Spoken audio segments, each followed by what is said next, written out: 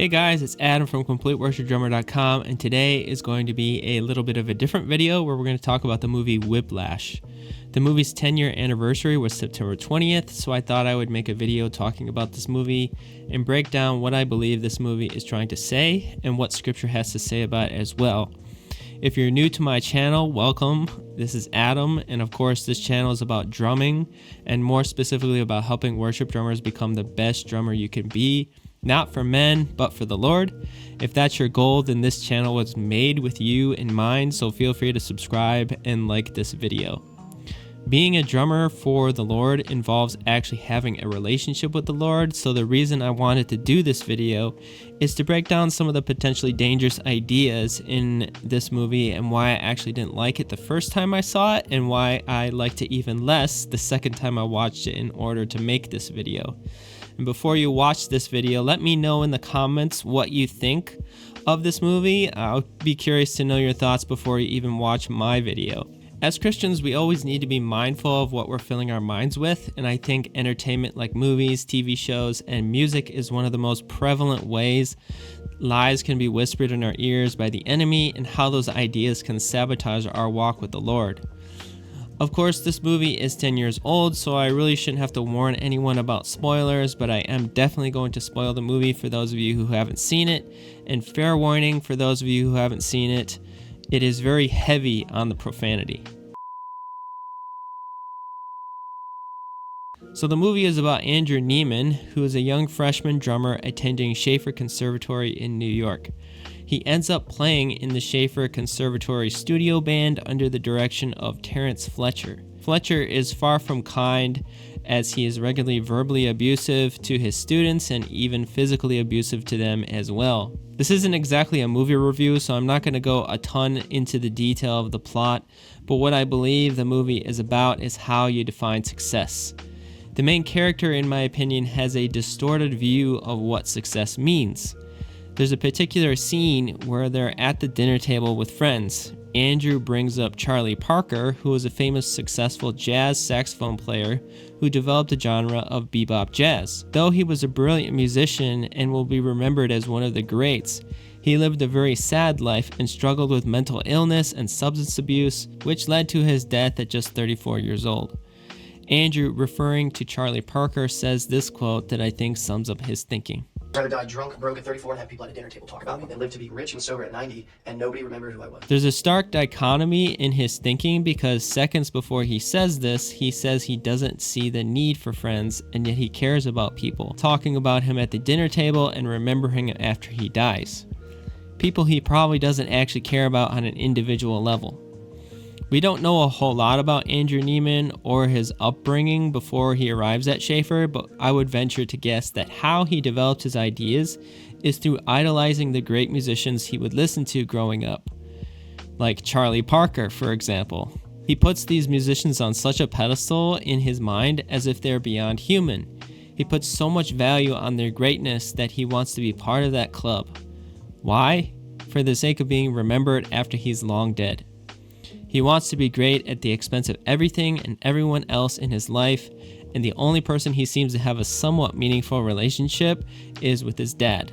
The one person in his life where the typical responsibility is to be that person for him.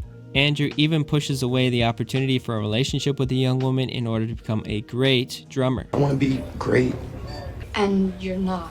I want to be one of the greats. We're all probably somewhat impressionable at Andrew's age of 19, and it's easy to end up heavily influenced by close mentors or professors, regardless if the influence of that mentor is good or bad. And Fletcher ended up becoming that mentor to Andrew despite all of his toxicity and verbal abuse. I believe Andrew started to put Fletcher on that same pedestal as the great musicians he would listen to. This resulted in Andrew wanting to please Fletcher and get his approval. Not to mention, he probably also thought Fletcher held his potential career in his hands, and he was the person to impress if he was going to make it. In an attempt to explain why he treats his students the way he does, Fletcher communicates that he was trying to push people beyond what is expected of them. If he doesn't do this, he feels he's potentially depriving the world of the next great jazz musician. He even used other students to motivate Andrew. All Connolly ever was to me was incentive for you. Andrew asks an important question if there is a line where you can go too far and just discourage the next great musician. And Fletcher answers with a resounding no, implying that the next great musician isn't meant to be the next great musician if he's going to let anything discourage him. I believe Andrew takes Fletcher's opinion and adopts it as its own. This results in the end of the movie where he plays a great drum solo and ultimately wins Fletcher's approval. Earlier in the film, Fletcher finds out that one of his previous students by the name of Sean Casey unalives himself even after being at the top of his game in the jazz music business. Charlie Parker, the musician they were talking about at the dinner table, died broke and alone at 34. So I feel like the movie is basically foreshadowing or implying that the end result of this idea that greatness at the expense of all else can lead to emptiness. The reason for this is because when you strive after a certain goal for so long and your entire life is devoted to that goal, after achieving it, your life then feels empty and meaningless. Accomplishing the goal doesn't give you the happiness you thought you would have. This is extremely common in not just musicians, but Olympians where the term gold medal blues has become common. So as a Christian, there's a ton we can unpack from this movie, but the saving grace of this movie is I think it points out the flaws of seeking out greatness for greatness' sake or legacy's sake. It's a little strange because I believe the message of the movie goes in conflict with the main character's ideals. Perhaps that's the very reason I don't like this movie very much, is because the protagonist is not someone I would root for with the path that he's on. While the opposite party at the dinner table scene were saying having friends is a sign of success, it still misses the mark. As a Christian, success is defined as seeking to commune and bring glory to Christ, seeking to hear the words, "Well done, good and faithful servant." So bringing this back to drumming as worship drummers, ideally we don't play drums for our own glory, but for the glory of God. This doesn't mean you can't struggle with pride, but in an ideal world, none of us would drum for notoriety or to be remembered. Don't get me wrong, this doesn't mean that getting recognition for our skill is somehow wrong, or that getting compliments or even liking compliments on our playing is wrong, but we should seek to be great drummers because our God is great, and we want to bring glory to Him at the highest capacity possible. We don't define greatness as being remembered or leaving a legacy, but as kingdom drummers we are heavenly minded, knowing that this life is a light and momentary affliction. Here are some verses to back this up. So we don't lose heart, though our outer self is wasting away. Our inner self is being renewed day by day. For this light momentary affliction is preparing us for an eternal weight of glory beyond all comparison. As we look not to the things that are seen, but to the things that are unseen. For the things that are seen are transient, but the things that are unseen are eternal. 2 Corinthians 4:16-20. Greatness and being remembered is somewhat meaningless when you think in terms of eternity. The world will often try to tell you what you need to be happy and fulfilled, but the wisdom of this world is folly with God.